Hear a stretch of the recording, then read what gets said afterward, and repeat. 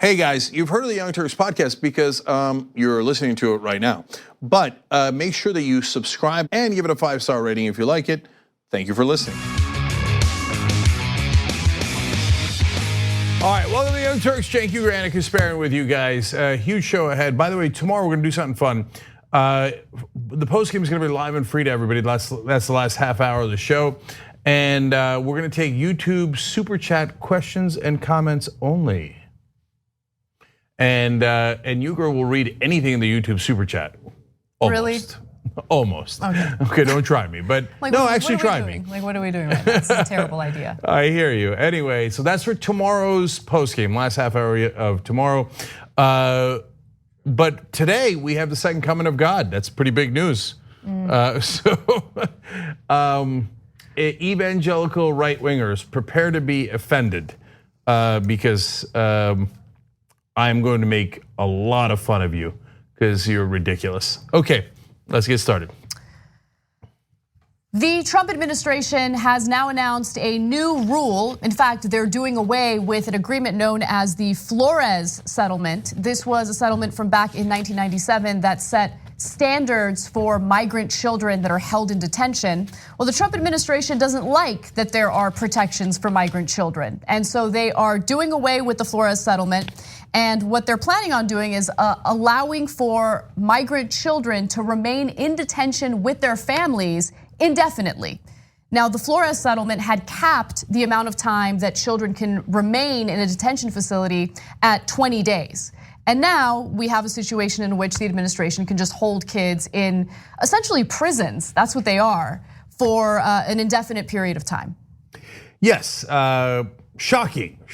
And now the Trump administration says, look, we got a beautiful, new, compassionate policy. We're gonna keep the families together in prison.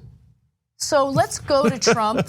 He was asked about this during a very quick and crazy interview with reporters. Here's what he has to say. Here's his reasoning.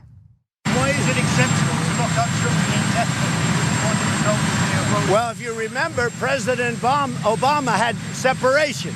President Obama built the cells. He built the cages that you people always talk about and attribute them to me. So President Obama had separation. I'm the one that brought them together. This new rule will do even more to bring them together.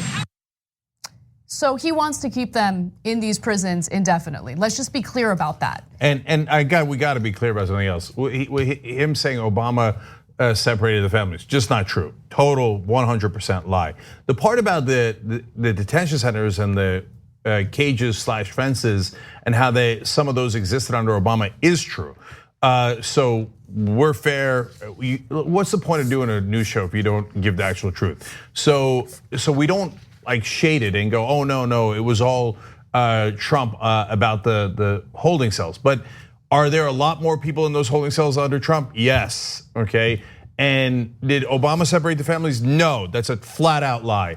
Trump separated the families. Then, as usual, after he broke it, he's like, oh, I'm here to fix it. I'm here to fix it, I'll put it back together. And you go, okay, well, at least he fixed that error. Then he's like, no, but my proposal is we keep them together, locked up in a prison. Well, thank you, are you not merciful? And so the courts basically said you can't do that because of the Flores settlement. And now this is his way of trying to get around that. So let me give you some more details on what the Department of Homeland Security is saying about this. DHS officials said in a briefing that they have no immediate plans to increase the number of family detention beds. Once the rule takes effect, officials said they hope to complete migrants' initial immigration proceedings within 2 months, which is triple the time children are held now. So not only will they be held for a longer period of time, I just don't believe them when they say that they'll have these cases adjudicated within 2 months. The reason why I don't believe them is because they have absolutely no intentions to hire more immigration judges so this process can move forward a little more quickly, right? So it's a complete lie. And I think that this is just another example of Trump going back to his playbook and doing what he does best. As soon as he's in trouble because the economy is shaky, because his approval numbers are dropping, because polls are indicating that, hey, even Republicans have to admit that Trump is tied to the rise of domestic terror in the country, well, he's got to distract people. He's got to remind his base why his base loves him in the first place, and that is brutalizing people of color, brutalizing migrants, and just allowing children to die under, US custody. That's what Trump does, and that's what his base loves. So I want to get to the politics of this in 1 second. So, but let's talk about the faulty logic of this policy first, real quick. So their idea here is, well, people are encouraged to come here because they know that since we can't keep the kids in these centers for longer than 20 days, eventually we're going to let them out. And so they then think that's a way to sneak into the country. So we haven't been sufficiently tough on them. So if we're tough on them, less people will come. Now, let's note that there are more people coming in now, crossing the border now, with no documents and seeking asylum than there has been for over 10 years. Way worse than under Obama. And Trump's theory is we were too soft on them. But wait, what changed between Obama and Trump? Trump made a huge deal about how he was tougher on immigrants, how he was they're criminals and rapists, and he's gonna separate the kids from the families, and they're gonna stay in prisons longer. And more people came, not less. By the way, one of the reasons? It's because Trump cut off aid to the three, as he would call, or Fox News would call them, the three Mexicos. Yep. The three Latin American countries, and made their situation far worse. And since it was worse, people are fleeing. So getting tough does not work. It's a stupid, simplistic idea. Now to the politics of it. He says, no, it's okay. I'm gonna run towards my base. And meanwhile, Democrats hate their base. And they're like, we would never run towards our base. We're gonna try to get Republicans in the suburbs, etc. And meanwhile, the media will say, oh, Trump, it's a terrible policy, but savvy to run towards the base. Okay, well, it depends, doesn't it? How big is your base? The Democrats are always against the base, no matter how large it is, right? But the Republicans, no matter how tiny their base is, they're like run towards it more and more. You know what Trump's popularity on the issue of immigration is? 37%. That's terrible, terrible. But yet the media treats it like, oh, he might be a bad guy. So it's not like they're giving him positive coverage in that sense. Then they point out the kids in the cages, etc. He might be a bad guy, but it's politically savvy. No, having an approval rating of 37% on any issue is the opposite of politically savvy. That's disastrous. Well, I think the far more destructive thing that the media does, and you're right, I mean, giving him any type of credit for political strategy is horrible, especially in this type of context. But what they also do is they just publish the Trump administration's claims. So the Trump administration will claim we're doing this as a deterrent, and they'll publish that without debunking it.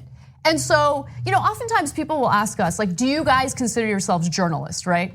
And it's an uncomfortable question, because when I think of a journalist, I think of someone who's, going to Afghanistan on the front lines, putting themselves in the line of danger just to get us the information we need, right? But if these people publishing these articles online are considered journalists, I mean, they don't even go the extra mile just to, do a fact check. This is what the administration says. You don't have to be an advocate or an activist for any party, right? But if a politician, regardless of which party they're from, claims something, just take a look at what they're saying, try to fact check it, and then give the audience or the readers the information they need. And they're not liberal or conservative. They have an establishment bias and a neutrality bias. Like, I don't want to pick sides. I don't want to tell you what's true, because then Republicans or Democrats will lie to us.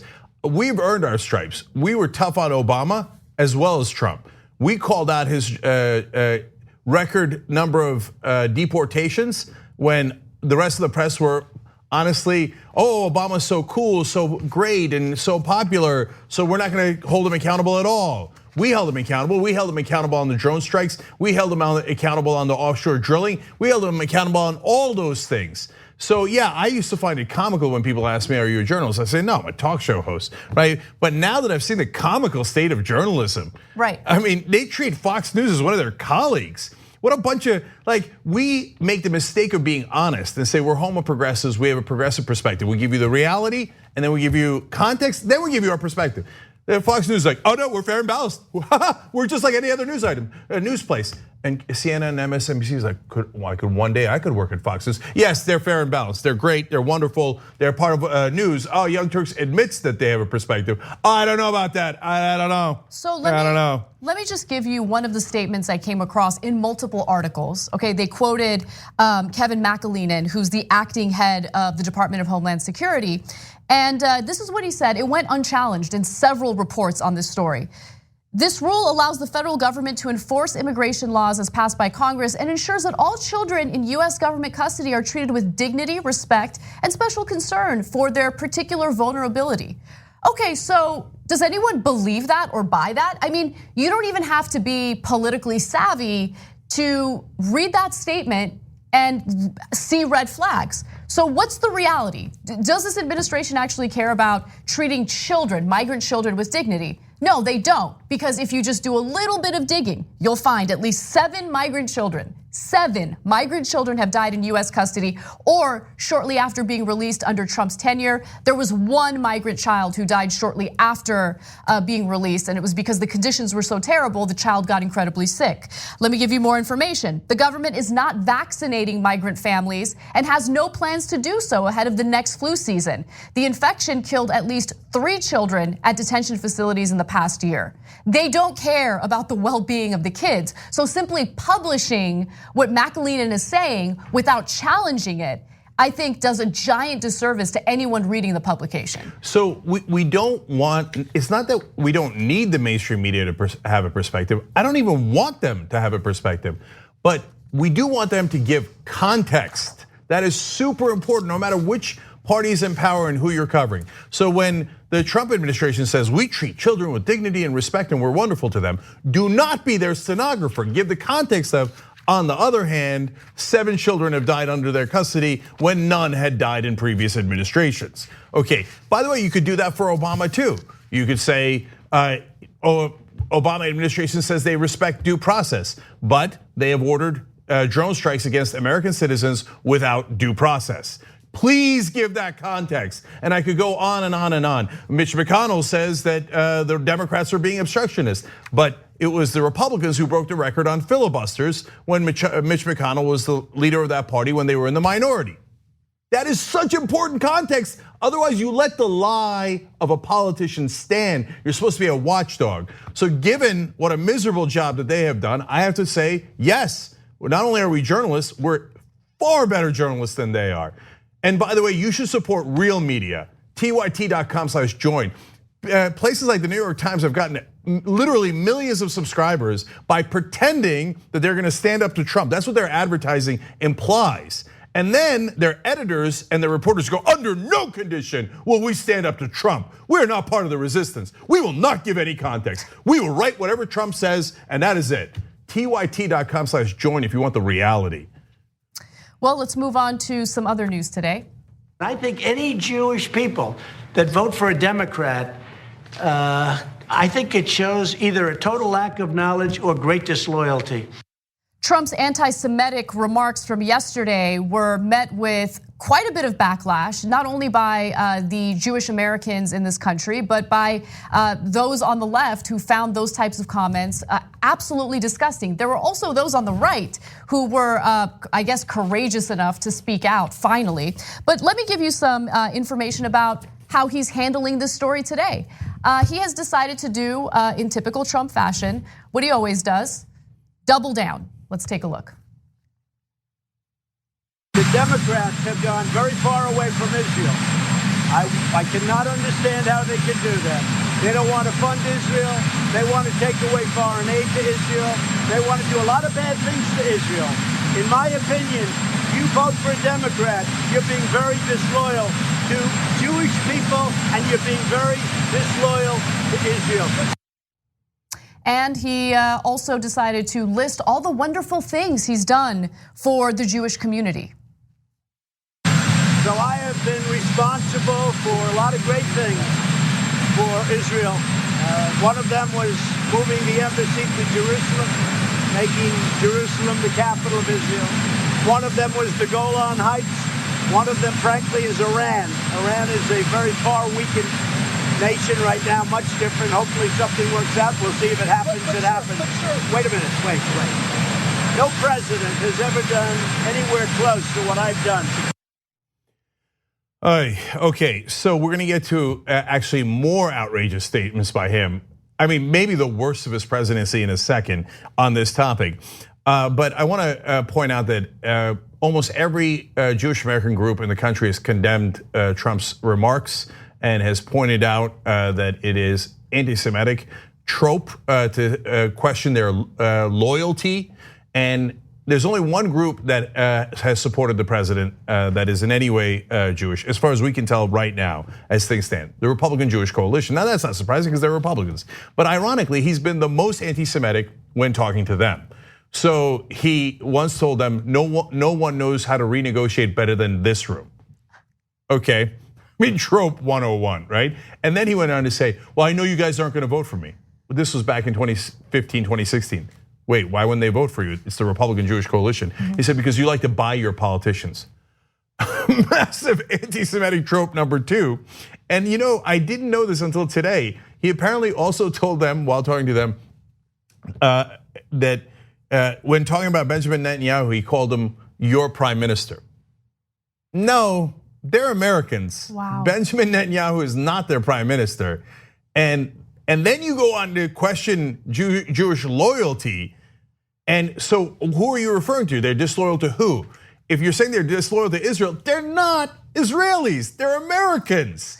But you cannot get that through your head, and that is another anti-Semitic trope, the one that you pretended you cared about regarding Ilhan Omar about dual loyalty, which she never said, but you actually did say on several occasions.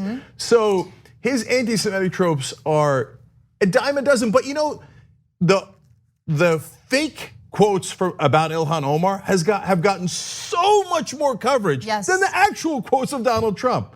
But that's because he commits one atrocious, he says one atrocious comment after the other and after the other. And in fact, the next one is overshadowing all the other anti-Semitic things he said. Yes, but before we get to that, I actually want to talk a little bit about why I think Ilhan Omar's statements got more attention than what Trump has been saying over the last 2 days.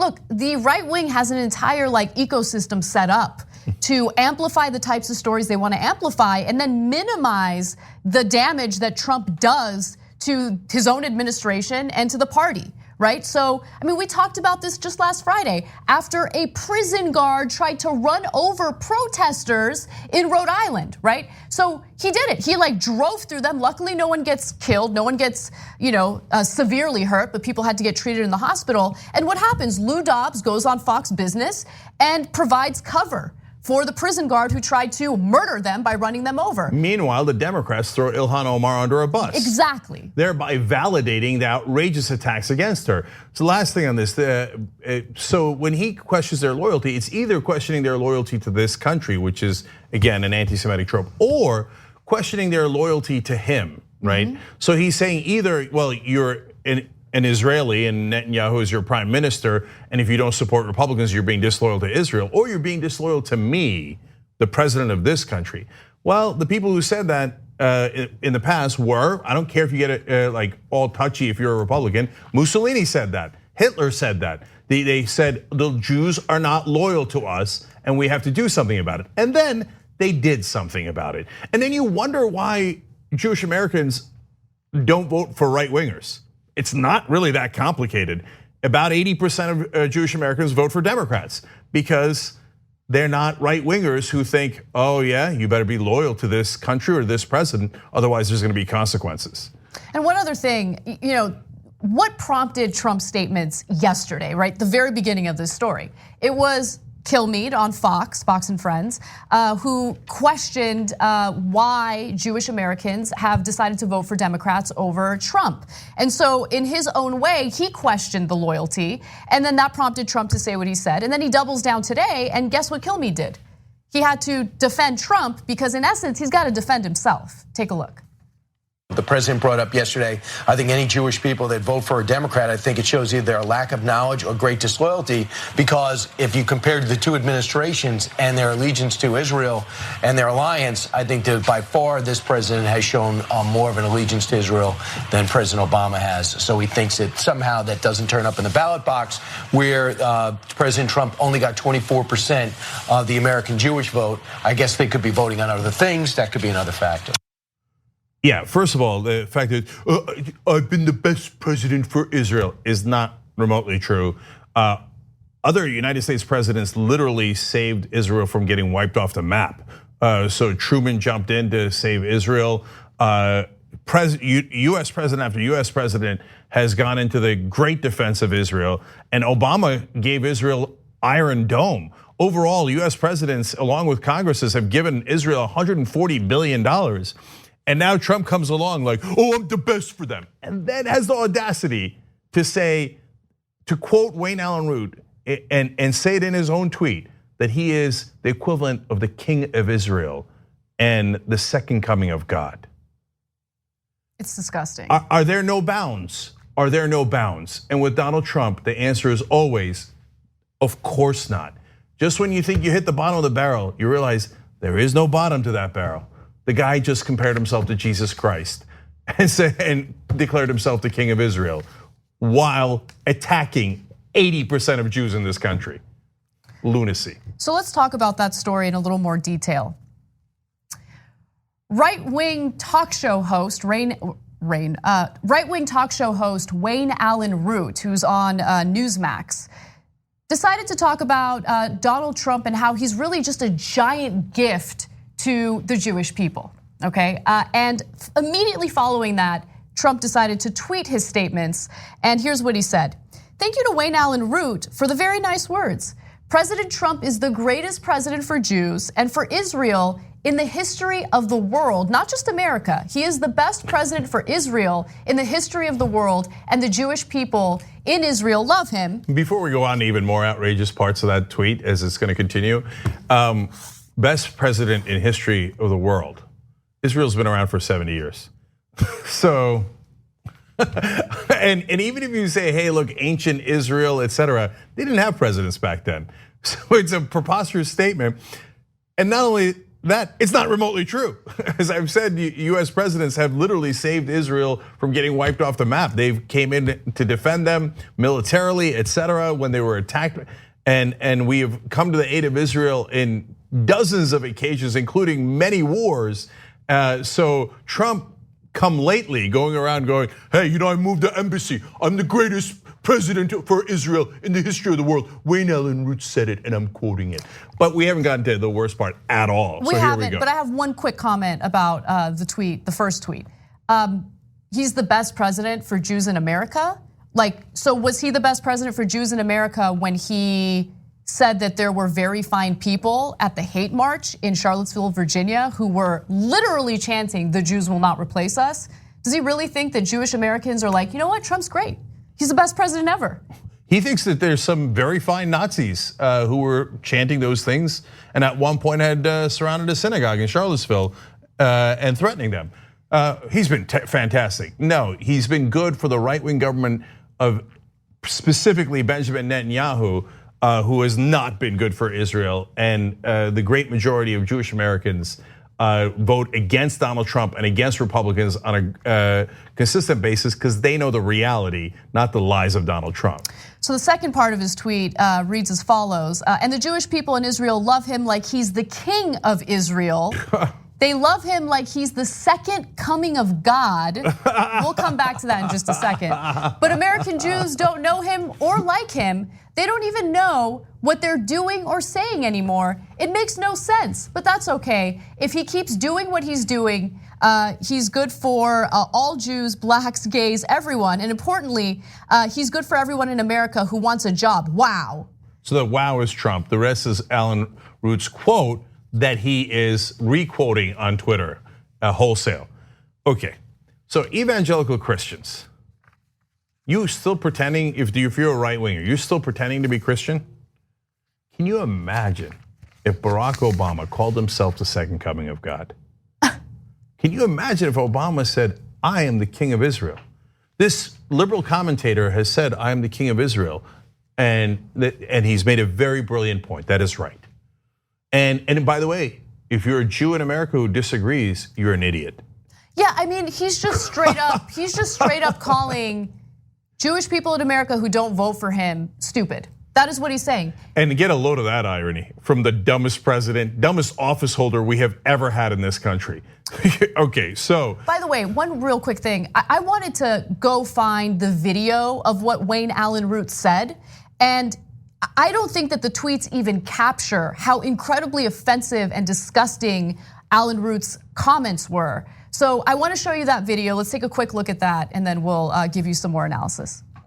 I've got friends that vote Democrat because their mother told them to 50 years ago. And I'm like, Jesus, times have changed. You just need to see. But is there a crack of hope, Barney, or any of those friends whose mother told them to vote Democrat 50 years ago? Any of them switching because they've seen the light with Trump? They won't even watch. They won't even consider. They're brainwashed. Amazing. Yeah. I think they're brain dead. They're really. They're blind, deaf, and very dumb. Blind, deaf, and very dumb. Don't forget, I don't know if you haven't watched the show, I happen to be Jewish by birth, and 75% of all Jews vote Democrat, and they don't like Trump. And this is the greatest president for Jews and for Israel in the history of the world, not just America. Trump's the best president for Israel in the history of the world. And the Jewish people love him like he is the king of Israel. They love him like he is the second coming of God. So I'm Jewish by birth, but all the Jews in America are idiots. 75% of them are morons, and they've been brainwashed. Hilarious. So look, guys, Trump said he could shoot somebody on Fifth Avenue and his followers wouldn't mind. If you're a real Christian, this is on that level. When someone is so full of pride that they compare themselves to Jesus Christ, and they say they're the second coming of God. If a Democrat dared to do this, you know it, and I don't care how right-wing you are, you know that if Obama or Clinton or anybody had done this, that you would have gone ballistic. Imagine if Hillary Clinton said that she was the king of Israel and the second coming of God, and wrote that in a tweet like, yeah, well, of course, this guy said it, and that's right, that's me, right? Wow, yes, right? You would have gone nuts, you would have gone ballistic. But it's Trump, what are you gonna do? You're gonna forgive it and move on because you don't really care about Christianity. You don't care at all about Christianity. You're like, who do we hate? Who do we hate? Who do we hate? You hate the same people I hate? That's all that right-wing evangelical Christianity has devolved into in this country. Does that mean it's all evangelical Christians? No, Jimmy Carter's an evangelical Christian. There's still wonderful progressive evangelical Christians, and they are some of the best people in the country, helping the poor, the homeless, the needy, etc. But the right-wing evangelicals, who do we hate? Who do we hate? Who do we hate? Oh, Trump hates the same people as me. Of course, second coming of God. That's the right thing. A real Christian would be all about prosperity gospel. You know, when Jesus came into the temple, he found the money changers and said, "Good job, make more money. Let's kick out the homeless together," right? And then he spit on the homeless. I mean, what kind of insane, bizarro Christianity is this? Oh, everyone needs to watch The Family on Netflix because it exists. And they have deep roots in various countries, and they have a tremendous amount of influence. And they take religion, they take Christianity, and they interpret it in such a way where it justifies things like the income and wealth inequality that we're experiencing in America today. And all the prosperity preachers flying around in their jets and saying, oh, well, of course, God doesn't want me to fly with a bunch of demons like you guys, regular people. That's what Jesus came to do, is spit on regular people, right? In the Bible, it says it's harder for a rich man to get into heaven than for a camel to pass through the eye of a needle. But these guys don't care about the Bible. These right-wing evangelicals, I think that they actually don't even like the Bible. I think that if they read the Bible, they might be shocked by it. We're supposed to help the needy and the poor and the homeless? And the rich people aren't gonna go to heaven? What kind of crap is this, right? So you're not real Christians. And by the way, the only thing you hang on to in the Bible is abortion, abortion, which is never mentioned in the Bible. Never mentioned, except the one part, of course, in Numbers where God is in favor of abortions. Look it up, look it up, look it up. Anyways, so if you're a real Christian that believes in the Sermon on the Mount, you would be deeply offended by what Trump said. If you're a fake Christian like right-wing evangelicals, and you're just looking to hate someone and that's what your identity is based around, you love Trump. And there's nothing he can say. Well, correction. If he all of a sudden turned around and said, you know what, I actually kind of like the Muslims and the Latinos, you'd be like, I bet you that's the one thing. He could shoot somebody on Fifth Avenue. He can claim to be the second coming of God. That ain't gonna do it.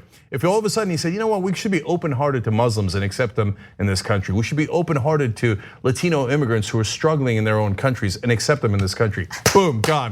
His support would erode overnight. Right-wing evangelical Christians in this country have become a cult of hate. And that's all that they're centered around. You see this kind of offensive stuff and you still support Trump, you're a joke. You're a total and utter joke. We need to talk about a relatively new show called the Republic, or UNFTR. As a Young Turks fan, you already know that the government, the media, and corporations are constantly peddling lies that serve the interests of the rich and powerful. But now there's a podcast dedicated to unraveling those lies, debunking the conventional wisdom. In each episode of the Republic, or UNFTR, the host delves into a different historical episode or topic that's generally misunderstood or purposely obfuscated by the so-called powers that be, featuring in-depth research, razor-sharp commentary, and just the right amount of vulgarity. The UNFTR podcast takes a sledgehammer to what you thought you knew about some of the nation's most sacred historical cows. But don't just take my word for it. The New York Times described UNFTR as consistently compelling and educational, aiming to challenge conventional wisdom and upend the historical narratives that were taught in school. For as the great philosopher Yoda once put it, you must unlearn what you have learned. And that's true whether you're in Jedi training or you're uprooting and exposing all the propaganda and disinformation you've been fed over the course of your lifetime. So search for UNFTR in your podcast app today and get ready to get informed, angered, and entertained all at the same time.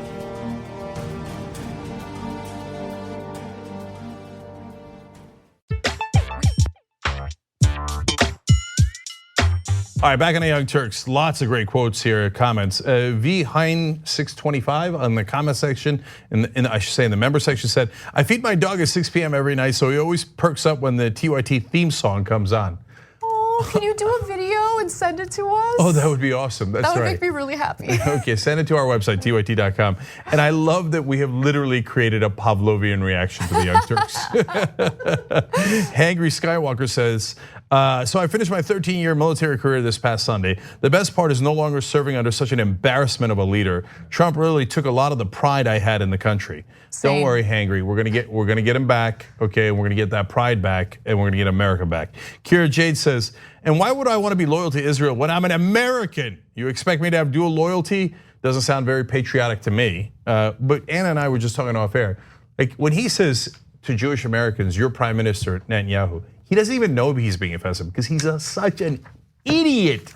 He's like, what do you mean? They're Jews. So of course they care about Israel, not America. What do you mean? What happened to America first? I know, God, he's such an idiot. All right, Megan says Jimmy Carter brought peace in the Middle East and that was not good for the Jewish people, right? I mean, you want to talk about the best president for Israel? It was Jimmy Carter. He literally took away well, it was Truman because he saved them, okay? But after that, it was Jimmy Carter because he took away their worst enemy and made him an ally.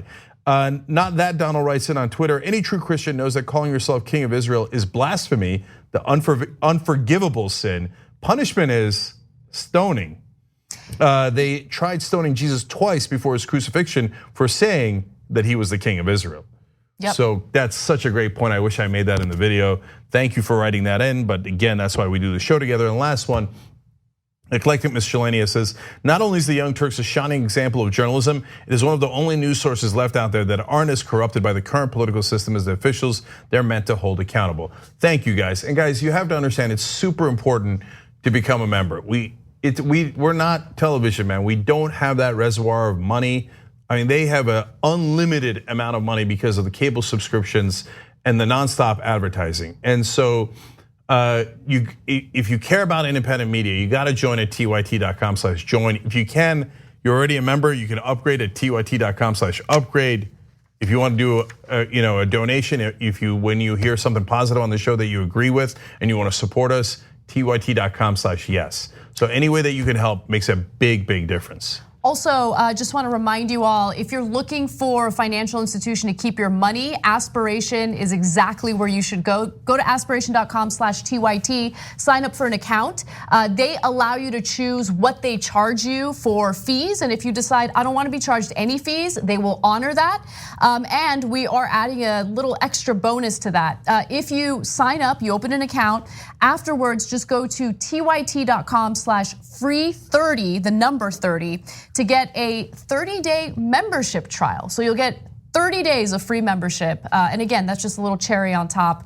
I think, just putting your money there to begin with is a wonderful benefit. It's a great place to put your cash. Super last thing, I'm gonna be on Cuomo tonight at the top of the show at 9 o'clock Eastern. And I'm in a raging mood. So that should be a blast. So check out CNN tonight at 9 o'clock. All right, what's next? All right. I received the news that President Trump has canceled his state visit to Denmark on the 2nd and 3rd September. That is the Danish Prime Minister announcing that Donald Trump will not be visiting Denmark. Now, the Queen of Denmark had invited Donald Trump and his wife Melania, but he has decided that he's no longer going to attend. Trump called off the September 2nd to the 3rd visit after Frederiksen called, that's the Prime Minister, called his idea of the United States purchasing Greenland, an autonomous Danish territory rich in natural resources, absurd. Now that word, absurd, also triggered our special little snowflake. Take a look. It was an opportunity, I think, to celebrate Denmark's close relationship to US, and who remains one of Denmark's closest allies. I was looking forward. So that was the Danish Prime Minister again. Now let's take a look at Donald Trump having a temper tantrum like he usually does. Yeah, no, Denmark, I looked forward to going, but I thought that the Prime Minister's statement that it was absurd, it was an absurd idea, it was nasty. I thought it was an inappropriate statement. All she had to do is say, no, we wouldn't be interested. I thought it was a very not nice way of saying something. They could have told me no. All they had to do is say, no, we'd rather not do that, or we'd rather not talk about it. Don't say what an absurd idea that is. She said absurd.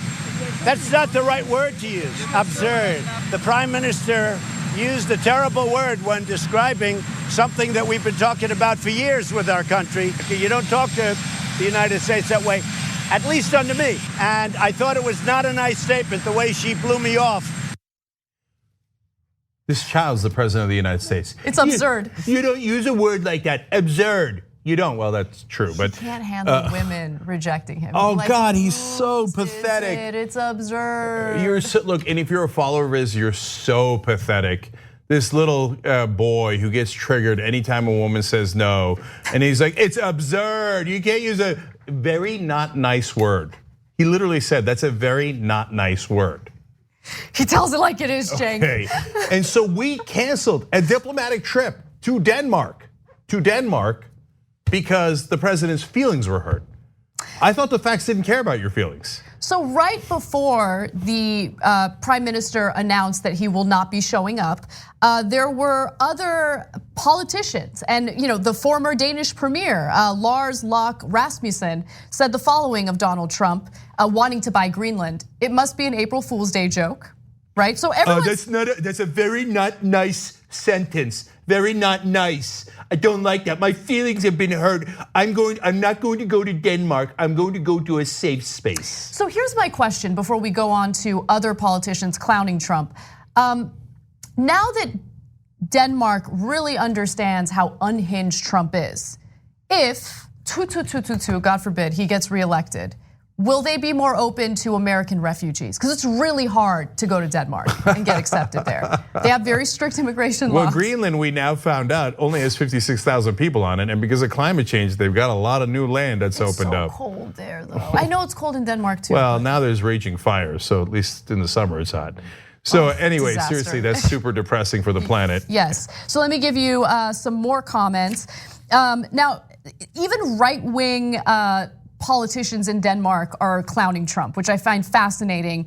Soren Espersen, who is from the Danish People's Party, he's the leader of that party, and again, this is a right-wing group, says Trump's cancellation is very, very shocking when it is about a very close ally and a good friend. So even right-wingers in other countries are realizing this guy is crazy, unhinged, has no idea what he's doing. I mean, to cancel a trip because you can't have your way with Greenland is something that he referred to as a real estate deal. I mean, it's insulting to the people who live in Greenland, to say the least. And like, with what money, Trump? Okay, so yeah, well, he'll just add to the deficit like he always does. If you notice, he actually said, he did not in that clip, but in talking about this overall, he said, now the Danish people are a very good people. I just didn't like the comment that their leader made. Now, why does he say that? They're Northern Europeans, so they're good people, not like the people in the Southern Hemisphere, okay? And so he had to throw that in there, okay? And by the way, it's not like it's Russia or anything, one of his closest allies. Like, he's had a lot of issues with Northern Europe politically.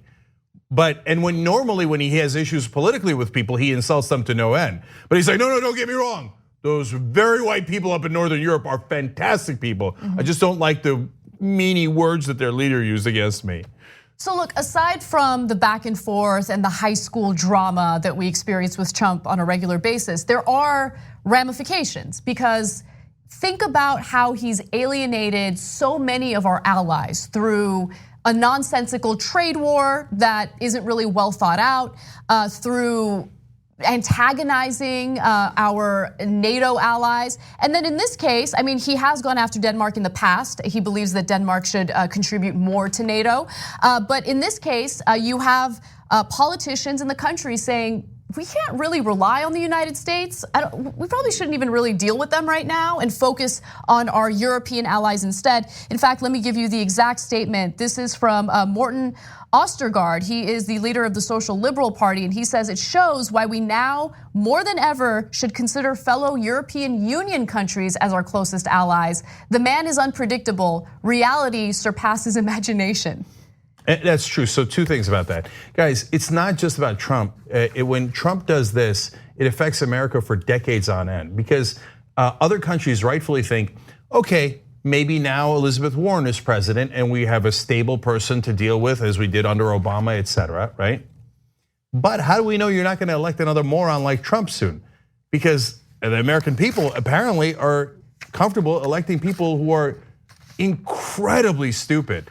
And it's a democracy, and on any given year, a Republican can win. And the last two Republicans have blasted the world. George W. Bush created anarchy and chaos in the Middle East with that disastrous Iraq war, and then created a global recession. I mean, and was also incredibly stupid. Don't forget how dumb George Bush was. I read 3 Shakespeare and a Camus. Right? So you forget how dumb Bush was because this guy overshadows him. He's like an eclipse in stupidity, right? And it just eclipses everything else and blocks out the sun with it, how unintelligent he is. Which leads me to my second point. Within 24 hours, he cancels a diplomatic trip to Denmark because they wouldn't sell Greenland to him and called him a very not nice word.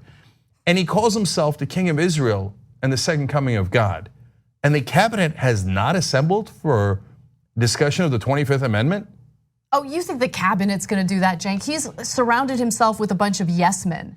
Yeah, so last night I came to a realization that it's not just that Trump is both hideous and preposterously stupid. It's that the media is gaslighting us by not saying it. They're having a debate over it. So it's almost like an abusive partner. Yes. Saying like, hey, no, you're the one who took the crazy pill. No. I see a guy who might be perfectly sane. Oh my God, you're so right. It feels like you're in a relationship with a partner who's cheating on you and you know it, right? You see the lipstick on the collar and you're like, but you have lipstick on the collar, right? But then there's the third party who's supposed to be like the arbiter of the truth. And they're like, I don't know what you're talking about. What lipstick? Yeah, and they're like, let's have a debate over the lipstick. Right. And you're like, it's right there. It's the crazy. guy called himself the second coming of God. And media's like, let's have a debate.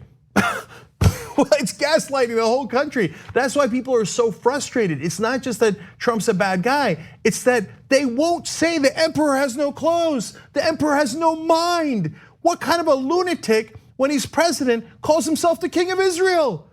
I mean, if anybody else had done that, everyone would agree. If Obama had done it, Republicans and Democrats would both say, no way. Imagine for a second if Bernie Sanders did it. Everyone in media would immediately say he must get out of the race. He must get out. Who says he? Bernie Sanders said he's the second coming of God. Can you imagine? And he would be tarred and feathered and taken out of town. But when it's Trump, I don't know. He said, she said, let's have a debate about it. You're the crazy one if you think that he's mentally unstable. If you know for sure. Yes, no, but I do know for sure. Someone who says that there's second coming of God and cancels a trip to Denmark because they wouldn't sell me Greenland and they called me a naughty word. That's a lunatic. That's a mentally unstable person. And if you don't say so, you're not objective. You're doing political correctness to cover for the insanity of the Republican Party. Yeah, you have your blinders on and they're not even peaky blinders. I don't know where that came from. I don't know either, but it was kind of fun. Right? All right, we gotta go. We gotta take one more break in this hour. And when we come back, we're gonna do a deep dive into the economy. There are a lot of updates that are important. And then later in the show, we will talk about the Amazon rainforest. It's on fire. I wanna give you the details on that and more. At TYT, we frequently talk about all the ways that big tech companies are taking control of our online lives, constantly monitoring us and storing and selling our data. But that doesn't mean we have to let them. It's possible to stay anonymous online and hide your data from the prying eyes of big tech. And one of the best ways is with ExpressVPN. ExpressVPN hides your IP address, making your activity more difficult to trace and sell to advertisers. ExpressVPN also encrypts 100% of your network data to protect you from eavesdroppers and cyber criminals. And it's also easy to install. A single mouse click protects all your devices. But listen, guys, this is important. ExpressVPN is rated #1 by CNET and Wired magazine. So take back control of your life online and secure your data with a top VPN solution available, ExpressVPN. And if you go to expressvpn.com/TYT, you can get 3 extra months for free with this exclusive link just for TYT fans. That's expressvpn.com/TYT. Check it out today. We hope you're enjoying this free clip from the Young Turks. If you want to get the whole show and more exclusive content while supporting independent media, become a member at tyt.com/join today. In the meantime, enjoy this free segment.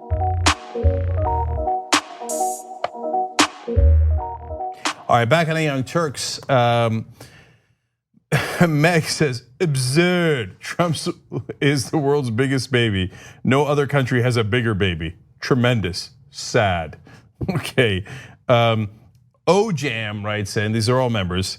Notice Trump calling her nasty, kind of like every single other woman who gets under his skin. Mm-hmm. That's a great point. He said it about the mayor of San Juan as well. Look, he has an issue with women disagreeing with him or telling him no, right? Mm-hmm.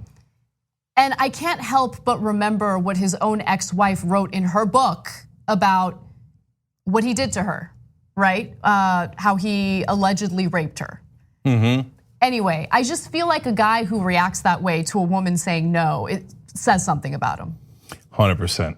All right, just last 2 comments here. Vern says, quote unquote, diaper Donald. Fine, keep your stupid Greenland. Like, I don't even care, Greenland's dumb. I love our viewers. Yes. Hashtag TYT Live to talk to us during the show on Twitter or become a member at tyt.com/join. I'm gonna read one last member's comment. Toronto Peter says, regarding Greenland Gate, both the mainstream media and TYT have not put 2 and 2 together. Trump is undertaking a very dangerous mission to put walls up between the USA and NATO allies at every chance he can and before each and every diplomatic meeting. Why? Ask Putin.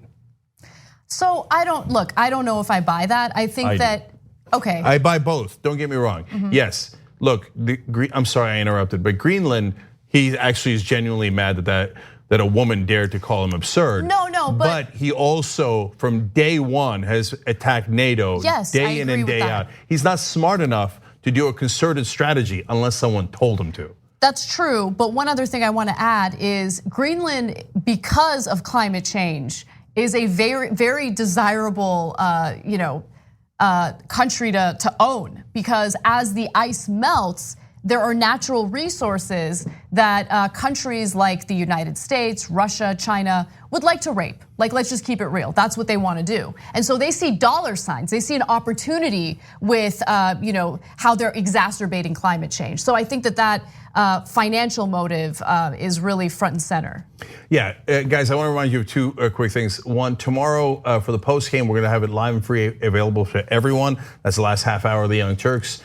And we're going to take only questions and comments from YouTube Super Chat. Okay, so please participate in that. And tonight, speaking of Greenland, top of Chris Cuomo's show at 9 o'clock Eastern, me versus Kayleigh McEnany on Greenland and whether Trump's an anti-Semite. Get ready for an absolute explosion. Drag her. So don't miss that tonight, Cuomo primetime at 9 o'clock Eastern. All right, what's next? While the Trump administration continues to claim publicly that the economy is doing well, it's very strong. Privately, individuals like Mick Mulvaney are telling their donors, yeah, there might be a recession soon, but it'll be quick and moderate. Let me give you the exact report and what it says. Acting White House Chief of Staff Mick Mulvaney, speaking at a GOP fundraising luncheon in Jackson Hole, Wyoming this week, acknowledged to a group of donors that there's a possibility the US will be in a recession in 2020. Mulvaney told the crowd of roughly 50 Republican donors that if a recession occurred, it would be moderate and short. Now, again, this is what's going on behind closed doors. I love that this was reported because we see what's going on. I mean, we know if you do a deep dive into what's really going on in the economy, it's actually not strong. But they're trying to warn their donors, and they also want to tell their donors, don't worry, we got a game plan in place, so you'll be taken care of. We'll get to that in just a second, but I just want to show you how Larry Kudlow and Donald Trump have handled this publicly. Majority of the people in the White House at the level that does this kind of thing, they like indexing. So it is something I'm thinking about. Payroll taxes, I've been thinking about payroll taxes for a long time. Whether or not we do it now or not is, it's not being done because of recession, because we are legitimately, if we had a cut in interest rates by the Fed, if they would do their job properly, and if they would do a meaningful cut because they raised too fast, you would see growth like you've not seen ever in this country. So Jake and I talked about how the Trump administration is eyeing more cuts, tax cuts. And the way that Trump is presenting this publicly is, look, don't worry about a thing. Like, there's no recession coming. We're just looking at these, the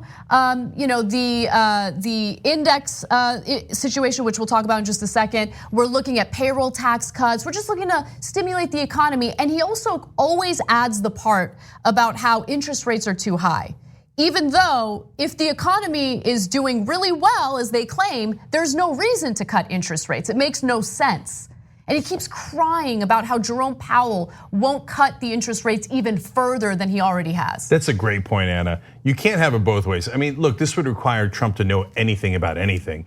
But if you know anything about the economy, if your claim that the economy is booming is correct, well, then you should actually increase interest rates because you'd be worried about inflation, not decrease interest rates. You do want to decrease interest rates if you're worried that the economy is not doing well and you need to stimulate the economy, otherwise you're going to hit a recession. Now, we just told you, they're telling their donors, partly like, hey, watch out, guys. We're telling the public that everything is fine, but you guys are rich and you support us, so we're telling you the reality. A recession is coming. But don't worry, it's just going to be minor, it's going to be moderate recession, etc. And then I love Trump's like, we're thinking of doing a payroll tax cut for no reason. Yeah. Out of nowhere, right? No, a payroll tax cut, as we talked about yesterday, actually gives money to the employees. Even the Republicans and the right wingers know that's the only real way to stimulate the economy. But they're talking to donors too, so they're like, okay. And by the way, we're thinking of cutting corporate taxes by 1 or 2 points again. Boom, exactly. Why? What does that have to do with anything? Even economists, even right-leaning economists are like, wait, how would that help the economy in the short term? That doesn't make any sense. No, it's just one last bribe. just in case the recession comes and they don't get reelected. Here's one last gift, because they love doing giveaways to their donors. And I also want to just quickly talk about the indexing that he brought up early in that clip. So this has to do with capital gains taxes, right? And you've explained it before, Cenk, and I think you do it pretty well. So can you just elaborate on what that means? So if you have a job, you pay income tax on it. Those income taxes are at a higher rate for especially on the upper brackets, than capital gains is. Capital gains is brought down to 20% and even lower in some instances, in some years. And capital gains is just when the money you make from investing the money you already have. So it greatly advantages the people who are already wealthy. If you don't have a big amount of money that you're investing, capital gains ain't gonna help you at all, because you have no investment income. You only have the income from your hard work. So they charge you more taxes for your hard work and less taxes for the people investing their money. Exactly. And they claim, no, this is great for the economy because it'll lead to more investments and more saving. But more saving doesn't help the economy.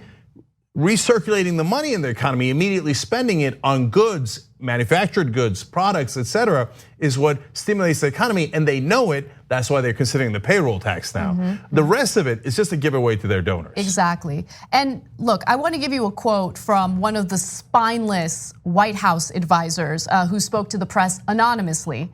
And I say spineless because this person did speak to the press anonymously and apparently isn't really doing much in advising the Trump administration when it comes to economic decisions. The quote is in graphic 4. People do not vote on numbers. They vote on whether they feel good, and the president understands that. He is selling the feeling.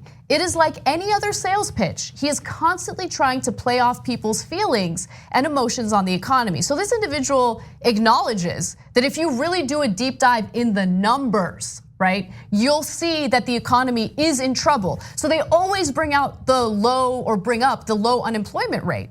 But just ask the natural follow-up question. What is the quality of those jobs? Are they full-time jobs or are they part-time and temporary jobs? Do they pay a living wage or do they pay starvation wages? So Americans have taken on more consumer debt than ever before, and it's because what they're getting paid, their wages are not keeping up with inflation. And so things have gotten more expensive. They have to pay for their kids' schooling. They have to pay for childcare, all of these things that the government actually used to help the average American with, and now they don't help at all, not at all. At this point, all of the giveaways and all the wealth floats to the top. Exactly right. And then the second part of that quote is also just as important. That's what con men do. They play to your emotions and they hide the facts so that you'll say, well, I mean, Donald Trump told me I was gonna be really rich. I'm gonna be a millionaire if I go to Trump University. Now, is that true? Is there anything in the curriculum that would help you in real estate? No, it's all about playing to the emotions. So Trump's been doing this his whole life. And these tax cuts are gonna be disastrous. The first round of tax cuts, $2 trillion for the wealthiest Americans, was damaging enough. But according to the Congressional Budget Office, because of these tax cuts and because of the increased spending by the Trump administration, the CBO found that the federal deficit is expected to balloon $809 billion more than previously thought due to legislative packages passed by Congress and signed into law by Donald Trump. Now, some might argue, well, it was passed by Congress, but remember, yes, you should definitely go after Congress for some of these spending decisions, especially when it comes to increased spending for the military. But these are things that Trump has been pressuring for. So he's spending like crazy and also cutting taxes like crazy for the wealthy.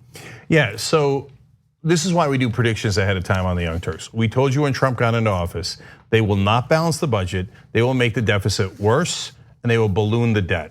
Why? Because they're gonna do tax cuts. I remember when I debated Ben Shapiro at Politicon, one of the claims he made is, the tax cuts won't get passed.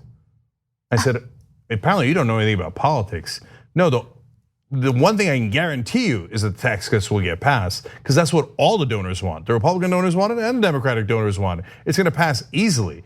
Guess who was right about that? And I told you that ahead of time so you know why it happened when it happens.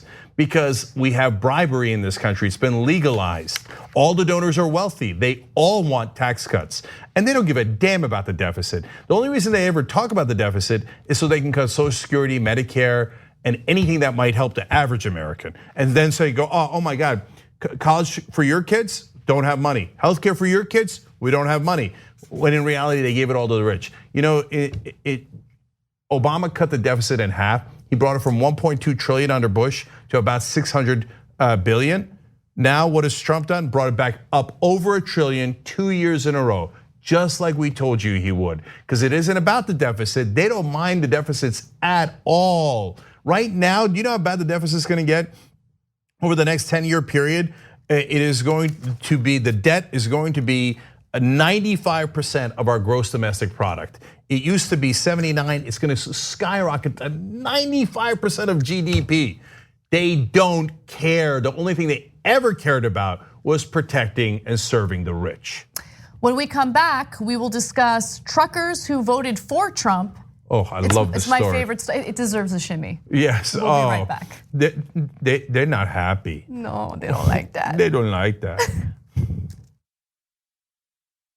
Thanks for listening to the full episode of the Young Turks. Support our work, listen ad-free, access members-only bonus content, and more by subscribing to Apple Podcasts at apple.co/TYT. I'm your host, Cenk, and I'll see you soon.